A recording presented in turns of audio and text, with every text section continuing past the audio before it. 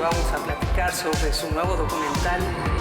Te convertiste, de hecho, en un documentalista comprometido. Hoy tenemos una gran invitada. Marta Anaya, la entrevista. ¿Qué tal? Bienvenidos a la entrevista. Esta noche tenemos una gran invitada. Es Isabel Arvide, una periodista, ahora sí que de época, de la vieja guardia, dirían algunos, pero es una periodista polémica a morir. Pero tiene una singularidad y esto realmente es el tema del que hoy quiero platicar. Es de las pocas periodistas que ha logrado entrar en el mundo de los militares. Y vaya que es difícil, sobre todo antes. Pero bueno, Isabel, bienvenida. Gracias, Marta. Un placer estar contigo. Oye, qué complicado es entrar al tema de los militares. Y tú entraste, yo no sé ni cómo lo hiciste. Tengo 37 años de cubrir La Fuente. Soy la decana de La Fuente. Me lo reconozcan o no me lo reconozcan, según los sexenios, según el humor militar, que también suele variar, ¿no?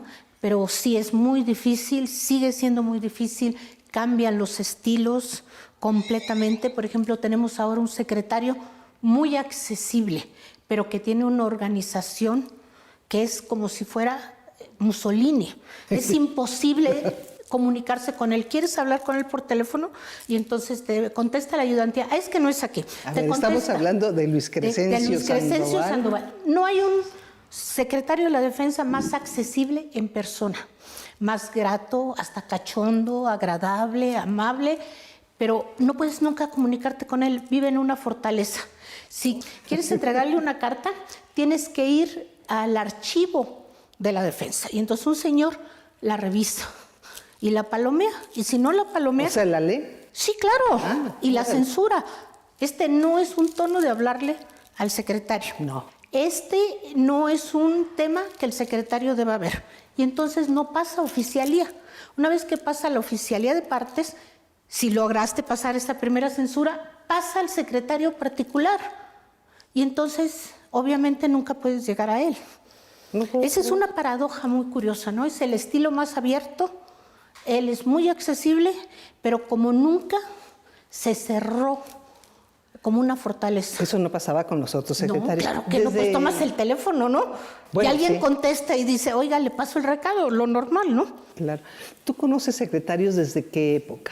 Yo conozco desde el primer Galván, pero al que no traté, porque en aquella época con era... ¿Luis Echeverría o ya era Miguel de la Madrid? No, ya era López Portillo, el general Galván. El general Galván. Y era el jefe de Estado Mayor, el general Miguel Ángel Godínez. Entonces yo trataba más a ese lado, la fuerza imperial, el ejército imperial, que a Galván, pero a él lo conocí de allá hasta ahorita. ¿Que serán como 10 secretarios? Sí, muchos, ¿no? Muchos. ¿Con cuál te quedarías y con por el qué? general Arevalo Gardoqui. No me porque digas. Era un amor de gente, porque tenía las mejores cualidades militares. ¿A qué te refieres? Era leal, absolutamente leal, era un hombre muy patriota, muy comprometido con el uniforme, que veía por sus soldados y además era de caballería como Sandoval. Entonces tienen todo este estilo como muy caballeresco, ¿no? Fíjate, yo tengo la impresión de que este secretario de la Defensa, más allá de su forma de ser, ¿no?, es el más poderoso que yo he visto de los secretarios de la Defensa. Yo diría que es el más ocupado, ¿no? Porque tiene que ver todo. Pues ahora ya tiene al general Vallejo, que es un amor de gente, construyendo el aeropuerto. El aeropuerto Luego, de Santa Lucía. Están construyendo bancos. Están construyendo no sé qué para la jefa de gobierno de la Ciudad de México. O sea, hacen todo, son unos milusos, ¿no? Y aparte tienen que ir a combatir a los malos, y aparte dan entrevistas, porque ahora en provincia los jefes de zona y de región en cualquier momento los agarras y te contestan, ¿no? Me llama la atención la distinción que hiciste, ocupado, más que poderoso. ¿Por qué preferiste ese Porque adjetivo? nadie es poderoso con López Obrador. ¿Cómo? ¿Por qué? Nadie. Nadie. A ver, dime Bueno, tenemos un vicepresidente que es Marcelo Ebrard, ¿no? Que precandidato y vicepresidente. Pero le manda el presidente, fue lo que dijo de esta queja del fiscal, de que Nieto hablaba y decía cosas en contra del debido proceso. Dijo, no hace nada sin que ellos se lo ordenen. Yo no creo que ningún funcionario haga nada sin que se le ordene López Obrador. No deje espacio para un poder personal. Ni del secretario de la Defensa. No. Y el pobre secretario de Marina, ¿no? Siempre está hablando el presidente maravillas de Sandoval, es incorruptible, es maravilloso, esto, ajá. Y luego está ahí, bueno, y también el almirante, ¿no? Y el almirante también, ¿no? Bueno, la Marina ha sido no aparece nada, le están retirando de todo. ¿Por qué? Porque no la quiere el presidente en el combate al crimen organizado. ¿Por qué no la quiere? ¿Por qué no quiere a la Marina? Pues si me voy lejos, porque no confía en ellos, ¿no? Acuérdate que el presidente tiene una gran aversión al papel que jugaron las Fuerzas Armadas, no nada más la Marina, en años pasados, en este aniquilamiento del enemigo, ¿no? Cuando el presidente se pronuncia más duro siendo candidato contra las Fuerzas Armadas es cuando un helicóptero de la Marina dispara en Nayarit. ¿Te acuerdas aquella escena que lo grabaron y que era terrible? Tenemos helicópteros que disparan como chorrocientos mil balas por minuto, ¿no? Entonces había unos supuestos criminales situados en una casa y como si fuera una guerra, el helicóptero disparó desde arriba, obviamente desde arriba, y le dispara y después encontraron unos cadáveres, ¿no? Sí, ya recuerdo el episodio. Y entonces ahí se pronunció durísimamente. Pero fíjate, yo tenía más bien la idea de que Andrés Manuel tiene otra visión ahí, porque hace mucho énfasis en el que los militares son pueblo, sí, ¿no? Y a la Marina yo pienso que la ubica como la élite, como si fueran los Pero yuyos. también son pueblos, ¿no? No hay pero mucha no diferencia, hace esa no diferencia tanto como campesinos o como tanto. Pero eso lo sabemos nosotros. Y pero yo diría que están menos ocupados, no les encuentra utilidad, ¿no? Pero utilidad tienen mucho, lo que pasa es que se las está quitando. No se las encuentra, no se las ve, no les ve, diría yo, no son de la estatura de su vida, pero a lo mejor el secretario se ofende conmigo, ¿no? Bueno, yo le pregunté el otro día que ya habían investigado, ya él había mandado a investigar a todos los marinos que trabajaron con García Luna, porque trabajaron, pero cerquísima, ¿no? Y se puso, pero furioso en la conferencia, furioso. ¿Por qué? Porque contestó que de ninguna manera, y que ninguno, y que, pero así como decir, oiga, yo ni le dije, espérese. Súper enojado, se enoja muy rápido, a diferencia de Luis Crescencio. Luis Crescencio es seductor, es amable, es ceremonioso. Oye, pero los militares, tú dices que lo están utilizando para luchar contra el crimen organizado. Yo no veo que estén en ese papel. Y la Guardia Nacional son militares. Todos son pero es que militares. Tampoco veo la Guardia Nacional. Está en todo. No, pero combatiéndolos. Es que el combate es de otra manera, es de lejos, es de inteligencia, es de hacerse un poquito para atrás, ¿no? Mira, ahorita que dices poquito para atrás, yo he escuchado a algunos militares que son gente que está en las zonas militares. Muy enojados. Sí, y que te dicen, sí, yo para atrás. Esa es su expresión, tal cual, la estoy diciendo literal, porque realmente piensan que no los están enviando, o si los envían, los están mal enviando, entonces se niegan. Vienen con una inercia del sexenio pasado, sobre todo del sexenio pasado, de salir a combate.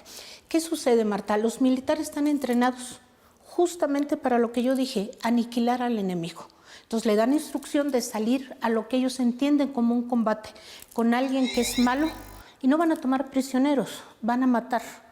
Llegue un presidente de muchas maneras antimilitarista, para decirlo de una manera, y que no cree en la guerra. Y entonces los echa para atrás. A ver, Isabel Arvide, mencionas que los militares obedecen, pero están enojados. Algunos, claro que les enoja. ¿Cómo no les va a enojar tener que dejar en libertad, por ejemplo, lo que sucedió en Culiacán? Con el hijo del Chapo. ¿Cómo no les va a enojar? Que todavía no se termina de dilucidar, nunca nos lo explicaron bien todo lo que ocurrió. Yo creo que se adelantaron. Mi interpretación es que un grupo se adelantó en el antiguo estilo. ¿Cómo? ¿En qué sentido? De hacer el operativo y después avisar, ¿no? Yo más bien creo que hubo filtración, ¿no? Difícil, y no se detuvo. ¿Qué sucedió en Culiacán? El Mayo, el gran personaje de este país, se llama Mayo Zambada. Mayo Zambada. Y es su ahijado. Y él fue el que movilizó a toda la gente a cualquier costo. Él da las órdenes. Ahora, nunca habíamos visto al general secretario explicando un operativo donde terminan siendo ellos humillados, porque esa es la palabra, no hay otra. ¿Tú recuerdas una escena Nunca. así de un general? El presidente escogió muy bien al actual secretario, porque es un hombre joven, muy joven para ser secretario, y es un hombre muy moderno, muy abierto, muy flexible, y ha tragado muchos sapos. Otro no lo hubiera aguantado, tal vez. Bueno, es que la verdad yo nunca me hubiera imaginado a un general explicando ante los periodistas por qué falló el operativo, cómo falló, Pero le ordenaron. cómo se equivocaron. Para mí el momento peor todavía fue, yo estaba en esa mañanera, cuando el presidente le ordena, porque el ambiente de esa mañana era terrible, fue subiendo de tono, lo cuestionaban, agredían al presidente, eran muy irrespetuosos, le gritaban, y entonces, ante tanta presión, el presidente le dice al secretario, a ver, diga el nombre de este, ¿no? Y hacia adentro, de hacia inteligencia, gente, ¿no? El de la unidad de inteligencia. Su propia gente, le costó mucho trabajo armar otra vez las cosas al secretario, ¿no? Porque la gente dijo, va contra el reglamento, es desleal, nos está exhibiendo. Yo he tenido muchas discusiones con militares por eso, y mi argumento es muy simple, no puedes desobedecer al presidente. Por encima de todo, tienes que obedecer al comandante supremo de las Fuerzas Armadas. Aunque pongas en evidencia a tu propia gente y la exhibas. Esa es la lealtad de los militares. Qué impresión. A eso se debe el famoso discurso del general Gaitán, donde expresa su molestia de los militares hacia el presidente de la República. El general Gaitán es una gente muy especial. Es un hombre muy inteligente, ¿eh? Muy inteligente. Aspiró a ser secretario de la Defensa y él estaba hablando para sus pares. ¿Qué son sus pares? Los militares retirados. Hombres muy jóvenes todavía, porque a los 65 años, o sea, más jóvenes que el presidente, les dicen, ya no sirves, ya vete a tu casa, ya no tienes nada que hacer, ya ni siquiera nos hables. El secretario ha sido muy generoso, los invita, platica con ellos, los escucha. Y el general Gaitán aprovechó la ocasión para expresar su malestar, que es el malestar de varios retirados. Bueno, sí, porque todos le aplaudieron. A cualquiera le hubieran aplaudido. Yo hubiera dicho lo que hubiera dicho, le hubieran aplaudido. O sea, ¿tú crees que no fue el sentido del discurso, del Fíjate, malestar? Te voy a contar lo que me pasa a mí con ese discurso, que es muy curioso. Yo empiezo a leer de ese discurso, se lo pido al jefe de prensa, que es un hombre inteligente, grato, accesible, el coronel Enríquez Rojas, y me dice, fue un discurso institucional. Pero por Dios, ¿cuál institucional? Así me dicen, institucional No, completamente. Entonces yo lo creo, me voy en esa finta y cuando sale todo el escándalo, le reclamo, ya sabes, en ardida, enfurecida, ¿cómo me hizo eso? Y me vuelve a explicar, es institucional porque le refrendó su apoyo al secretario. Esta es la estructura cuadrada que sigue siendo válida dentro. Ellos no visualizaron, ellos no sintieron que esto era algo que iba a provocar todo lo que provocó. Primero porque era un retirado. Y para ellos un retirado es como, allá, alguien que está allí ya no existe. No, bueno, pero no es así. Pero yo nunca había escuchado ni de un general retirado un discurso así. No, está enojado, es un hombre inteligente y quería darlo a conocer. Porque el discurso que se publicó en la jornada fue el que él o un propio de él llevó. Sí, tiene hasta puntos y comas. Porque esa es otra. O sea, si hubiera sido tan institucional, y lo pongo entre comillas, pues no lo mandas a la jornada y pides que se publique y toda la cosa. Eso o sea, es tenía lo toda nuevo, la intención. ¿no? A mí me llama más la atención que lo haya publicado a que lo haya dicho. Que lo haya dicho Ya. no es algo tan fuera de contexto, ¿no? Aprovechó su oportunidad, escribió su discurso, un discurso muy duro, pero que, como dicen ellos mismos, termina siendo institucional. O sea, no me voy a ir a dar un golpe de Estado, que además no tienen cómo darlo, ¿no? No hay forma. Pero que lo dé a conocer ya te dice que hay un sector militar retirados y no retirados que quieren expresarse. Eso sí es muy nuevo. ¿Sabes cómo se comunican ellos ahora? Con chats. Hay chats militares de todo tipo. Mi consuegro es médico militar y tiene un chat de médicos militares. Sí. Mi consuegra es enfermera militar y tiene uno de enfermeras. Y están en las redes, en Twitter Están en las los redes. encuentras también. Y Tienen suben sus videos cuentas, y- por más que dijeron que no, el secretario mandó una circular que no se expresa, sobre todo muchos son anti López Obrador, ¿no? Entonces les pidió que no se expresara, cambiaron el nombre, cambiaron la cuenta. Ese sí es un fenómeno nuevo. Bueno, ¿y tú qué has estado acompañándolos? Bueno, por ejemplo, yo recuerdo el 94, así Chiapas. es, el levantamiento zapatista, pues tú ibas con ellos a los distintos cuarteles y demás. O sea, los Que ahora conoces me desde dicen, dentro. fui a dar una conferencia al Colegio de Defensa y me enojé muchísimo porque dicen que que no hubo guerra en Chiapas. Bueno. O sea, conceptualmente, a la distancia, 25 años, les enseñan a los militares que no fue una guerra. No, y yo, bueno. colgada de la lámpara, ¿cómo no fue una guerra? La vivimos, Marta. Nos tocó vivirla, tú de un lado, yo desde el otro. Yo estaba con los Tú militares. estabas con los militares. Oye, pero ¿cuál dirías tú que es la visión que tienen hoy los del otro lado, en este caso los narcotraficantes, los delincuentes, del ejército? Porque antes lo respetaban dentro de todo, ¿eh? Sería muy interesante preguntársela. Yo quiero una entrevista con el Mayo, ¿eh? Ahora sí, ¿te acuerdas que la hace Julio Scherer y la Sí. pierde?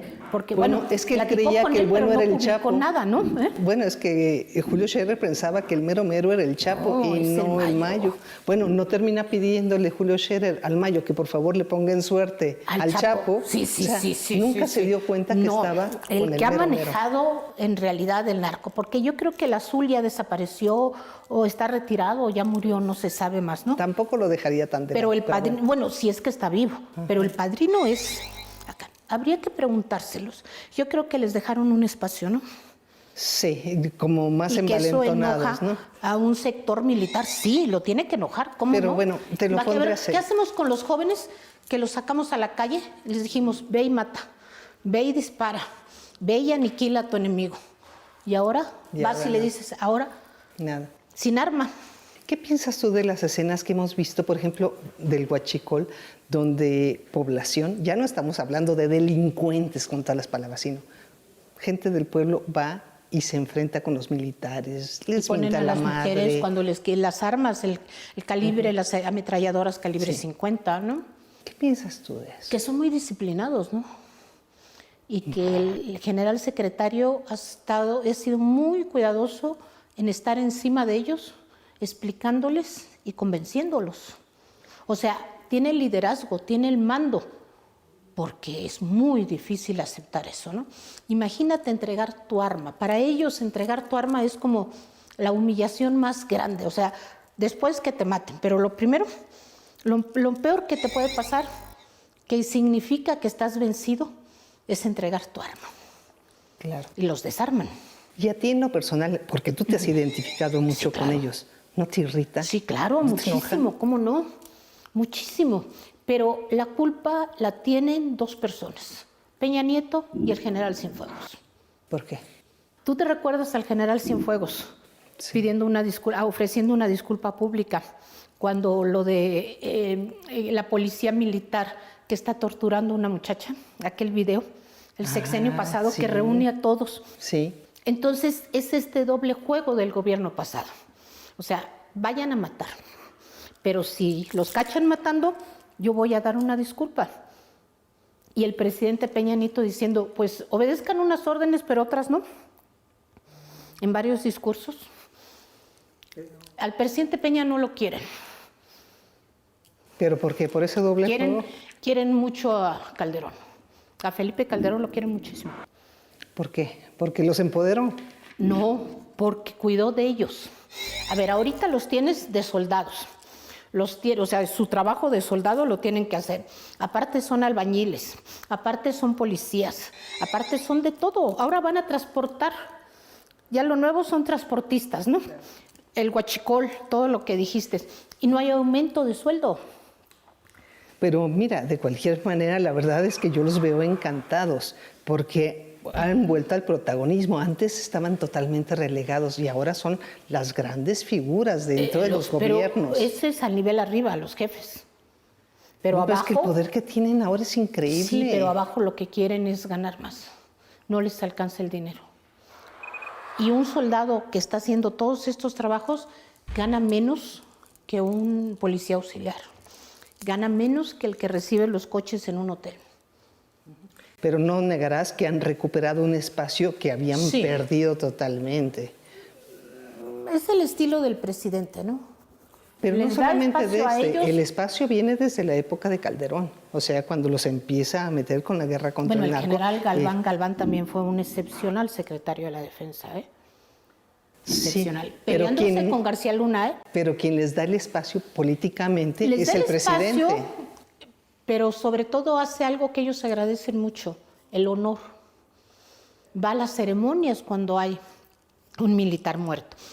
Es el que ve más por construcción de vivienda, por construcción de zonas militares, por el aumento de sus saberes de retiro, por el aumento de sueldos.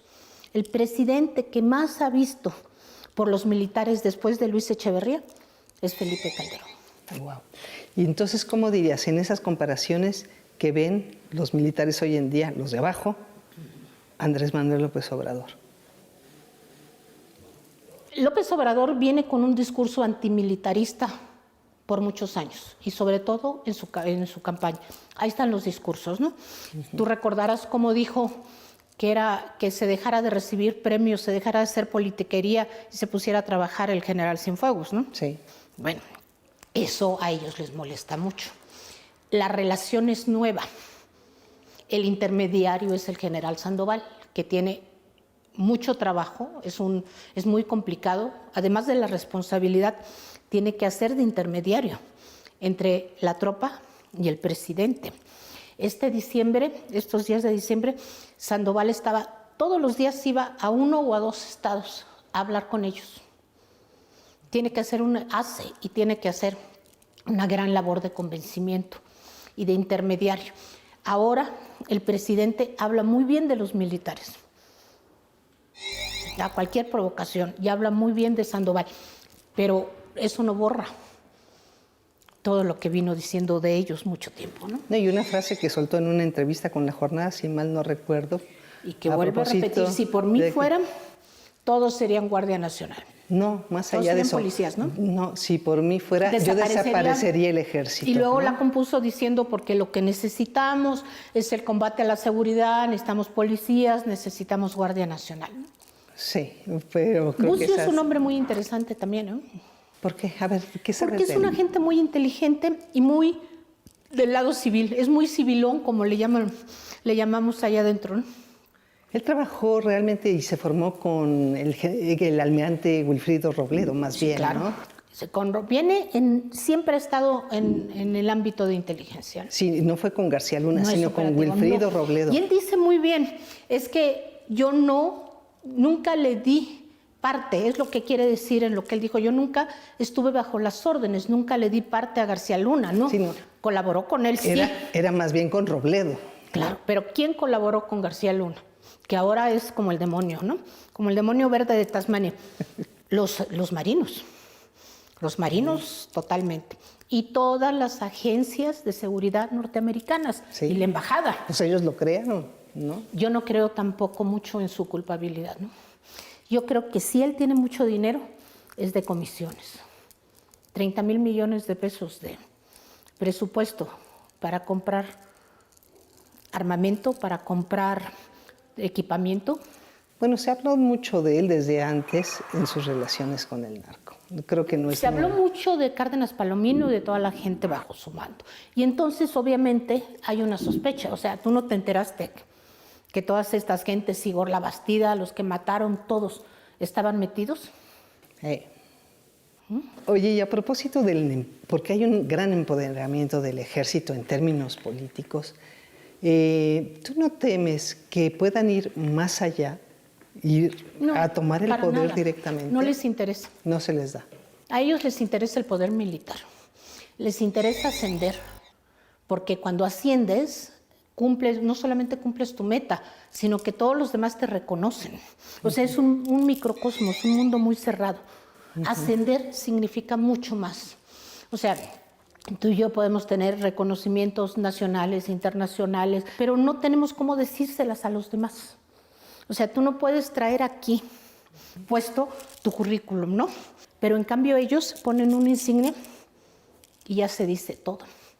Ya se cuadran, lo saludan, hay un respeto, te cambian de casa en la zona habitacional. Oye, pero y con tantas ocupaciones, ¿no piensas que también están mucho más en peligro de corromperse? Mira, yo conozco muy, muy de cerca al general Vallejo. Fue el jefe de ayudantes del general Galván.